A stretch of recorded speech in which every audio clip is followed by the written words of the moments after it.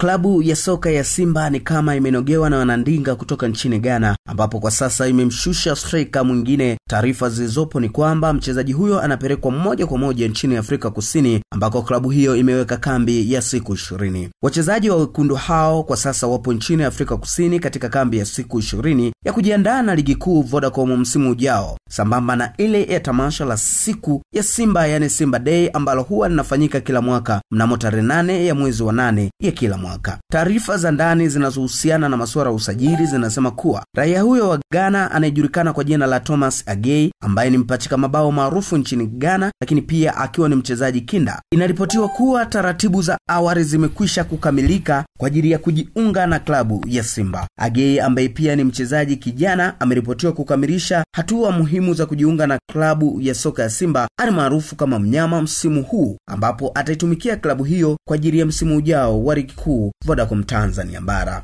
Habari ambazo bado ni za motomoto zinasema kuwa kocha Joseph Omong ameridhishwa na kiwango cha mchezaji huyo kupitia CD ambazo amepelekewa. Aina ya uchezaji wa mchezaji huyo imekuwa kivutio kikubwa kwa kocha huyo na kumhitaji haraka katika kambi ya klabu hiyo iliyoko Afrika Kusini. Omong amesema mchezaji huyo anapaswa kuwasili haraka katika kambi ya timu hiyo iliyoko nchini Afrika Kusini ili kuweza kuzoeana na wenzake kwa ajili ya maandalizi ya msimu ujao wa ligi kuu Vodacom Tanzania Bara. Klabu ya Simba msimu huu inatajwa kuwa imekwisha kusajili zaidi ya wachezaji 12, ambapo kiungo mshambuliaji wa klabu ya Yanga Haruna Niyonzima naye anatajwa kuwa amekwisha kujiunga na klabu ya Simba.